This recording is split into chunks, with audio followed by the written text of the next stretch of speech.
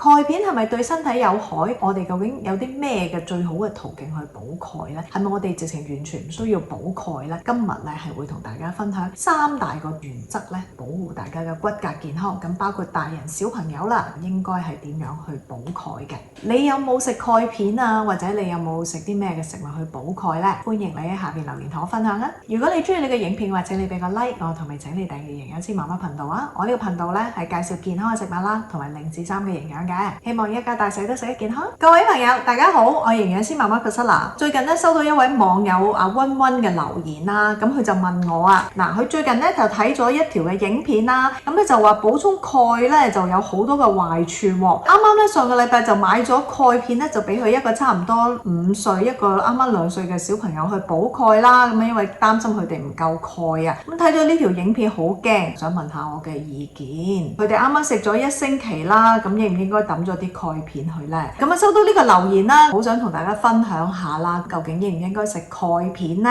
簡單覆大家呢，就係如非必要嘅話呢，都唔好食鈣片啦，就盡量咧喺食物嗰度係吸收鈣質嘅。以往嚟講咧，補充鈣質咧，好多人咧都會選擇食鈣片㗎。不過咧，而家咧就發現咧，攝取過多嘅鈣質咧，有機會咧增加好多疾病嘅風險㗎。今日咧好想同大家分享下，究竟我哋應該係點樣係對待攝取足夠鈣呢個概念嘅咧？係咪應該咧食鈣片去補充咧？咁又係咪越多越好咧？咁好想今日同大家分享下㗎。就發現咧，原來咧食過量嘅鈣咧，咁係會增加好多慢性疾病嘅風險㗎。第一咧就係心血管病嘅風險啦。一個2021年嘅研究報告咧指出啦，佢哋咧就分析翻13個一啲嘅臨床嘅研究啦，發現咧一啲更年期嘅女性咧，佢哋係補鈣嘅時候咧，發現係增加咗佢15% 心血管病嘅風險㗎。呢個咧都係佢哋睇咗13個嘅研究咧所分析出嚟嘅一個嘅結論啦。同埋呢班係一班更年期嘅女性啦，好多時候咧都好自然咧就會話因為鈣質流失啦，咁所以要補鈣啦，食呢一個嘅鈣片嘅。另外一個咧就係2020年嘅報告咧，就分析咗42個嘅研究啦，就發現咧增加心血管病嘅風險咧，主要咧都係嚟自一啲嘅鈣片嘅，而唔係嚟自食物嘅。第二個可能增加嘅疾病風險咧就係腎石啦。另外一個研究咧就係研究翻36000個更年期嘅女性啦，佢哋咧就係食緊1000毫克鈣啦，同埋400 IU 嘅維他命 D 嘅。咁呢一班嘅女性咧，佢哋嗰個患腎石嘅風險係增加㗎。呢個 IOM 啦 Institute of Medicine 咧，其實都指出咧就話攝取鈣質啦，不管你係有食物啦，同埋補充劑啦，都唔好咧超過2000毫克嘅，咁否則係會增加你嗰個患腎石嘅機會嘅。同樣地咧，就係發現咧嗰啲攝取鈣質咧嗰個會引致腎石嗰批咧，其實係食緊嘅係鈣片，就唔係話係嚟自食物嘅。即係咧都係講翻咧，就係話嚟自食物嘅鈣咧唔會增加患腎石嘅風險嘅。呢一啲嘅研究嘅結果咧，都唔係話咩新鮮嘅事啦，都係經過好多年咧，我哋都大概會知道啦，有好多嘢咧，你身體咧係需要㗎，咁但係咧過多咧就未必一件好事嚟㗎。你想唔想安坐家中就有註冊營養師助你達到你嘅健康目標？港營最在線營養諮詢為海外同香港嘅人士提供方便、彈性同埋省時嘅營養服務。線上嘅服務係包括 messaging 嘅支援，會面前後同營養師有更緊密嘅溝通。馬上預約你嘅免費評估啦！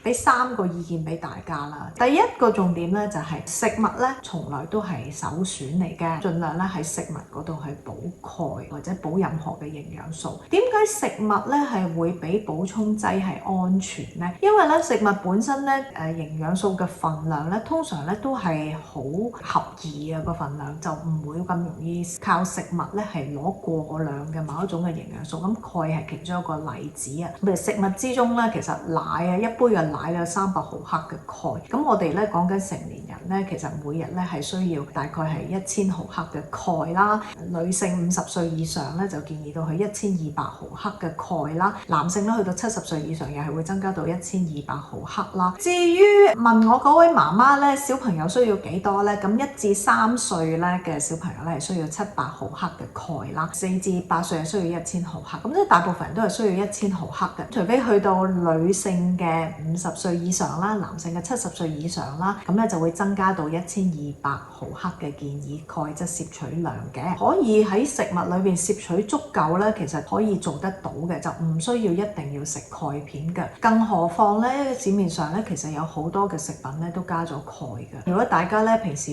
食一啲嘅食物係有鈣啦，就再加上另外有一啲嘅鈣片嘅話咧，過量嘅風險咧就會增加啦。咁所以咧，食物從來咧都係一個首選嚟嘅，營養師一向都係咁樣講，就係咁解啦。因為補充劑佢過量嘅風險係會增加嘅。究竟要食幾多咧先至係食得足夠嘅鈣咧？從食物裏邊，如果你每日咧都有1杯嘅高鈣飲品嘅話，咁可以係牛奶，可以係加鈣豆漿或者一啲加鈣植物嘅飲品啦。嗰度咧就可以俾到300毫克嘅鈣俾你啦。咁另外咧，你可以係食一啲嘅深綠色嘅蔬菜啦，好似半杯煮熟咗嘅菠菜啦，佢嘅鈣質嘅含量咧係123毫克啦。另外咧，你可以食豆腐啦，半杯嘅豆腐咧大概係276毫克鈣啦。連骨食嘅沙甸魚啦，3安士啦，咁有325毫克嘅鈣啦。大家睇到咧，如果你係刻意咁樣每日飲1杯嘅高鈣飲品，另外再加呢啲深綠色嘅蔬菜同埋呢啲高鈣食物嘅話咧，其實個份量咧已經唔難達到係1000毫克啦。另外有啲影片咧就係話牛奶係對大家嘅健康係好差㗎，大家唔應該飲㗎咁樣樣。我呢條影片都有講啦，其實牛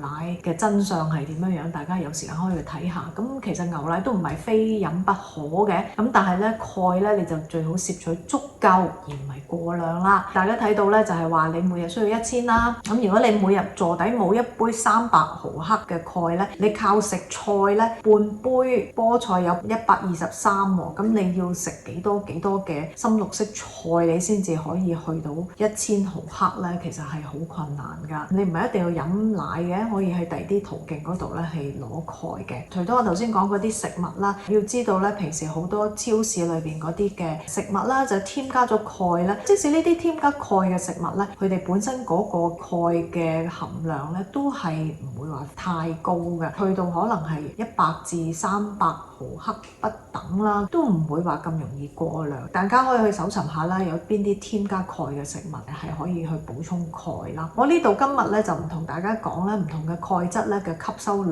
啦。咁如果大家有興趣知道多啲，可以留言話俾我聽，可以再拍一條片同大家分享下點樣睇標籤啊，邊一啲係比較容易吸收嘅鈣啦。第二方面咧，攝取鈣咧就最緊要係中庸之道啦。網上面好多時候咧好中意將一啲嘅食物啊、營養素啊分開，話可以食唔可以食，有害冇害。營養師唔係咁樣睇嘅，我哋係睇份量咯，睇你可以食幾多咯。所有嘢有個量嘅嚇，鈣質都係嘅。如果你攝取太低嘅鈣質咧，係有研究顯示咧係會造成一個低骨質密度啦，增加你將來骨折嘅風險啦。太低係有問題嘅，而家就話太高咧，亦都係有一個過量嘅問題啦。我哋講緊中庸之道係啲咩咧？就係每日1000毫克咁，大概呢一個水平咧都可以叫做係安全嘅。咁我哋又唔需要驚到話我所有鈣質嘅食物咧你都唔食啦，即係有啲你需要嘅物質唔係話食得越多越好。咁鈣咧係一個好好嘅例子嚟嘅，你唔係話需要嘅話你就要補到佢太多嘅。營養學嘅角度咧，好多營養素咧有一個數字咧係俾我哋參考，就係 UL 啦，或者叫 upper limit 啦，或者叫做 total upper intake level， 就係呢個 UL 嘅概念啦。講緊話鈣質嘅 upper limit 咧就係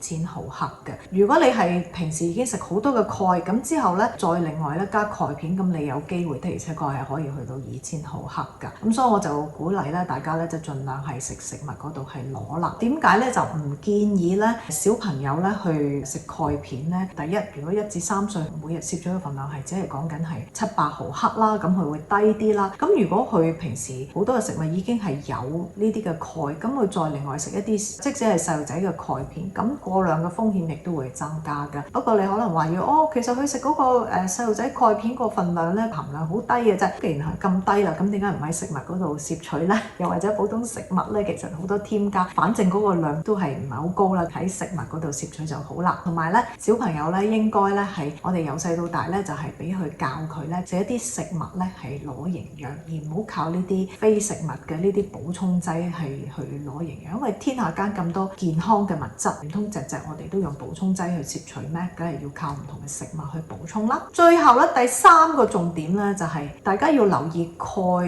以外嘅好多嘅因素咧，都會影響骨骼嘅健康嘅。以往咧，因為好多嘅商業嘅宣傳啊，過分重視鈣啦，對嗰個骨嘅影響啦，而骨骼咧係咪會骨折啊？係咪有骨質疏鬆？其實有好多嘅因素都會影響。咁鈣只係其中之一樣，譬如維他命 D 啦，譬如你有冇做一啲嘅負重嘅運動啦，好多係會影響一個人咧骨骼嘅健康嘅。咁鈣咧就唔可以話以偏概全咧，就係話淨係去補鈣你就處理到一個骨質疏鬆啊嗰啲咁嘅問題嘅。但係咧亦都唔代表本身平時嘅飲食咧需要話抹殺咗鈣嘅重要性咯。咁你都要食足夠啦，咁啊但係千祈唔好過量啦。希望咧可以咧釋除翻大家嘅疑慮啦。如果大家咧對於鈣呢一個嘅題目咧仲有興趣嘅話咧，你留言俾我啦，咁我考慮可能再拍一啲影片同大家分享嘅。今日嘅分享就到呢一度。如果你係想保健、想食得健康啲嘅話咧，歡迎你喺下邊說明文嘅連結嗰度下載啊！多謝大家收睇，拜拜。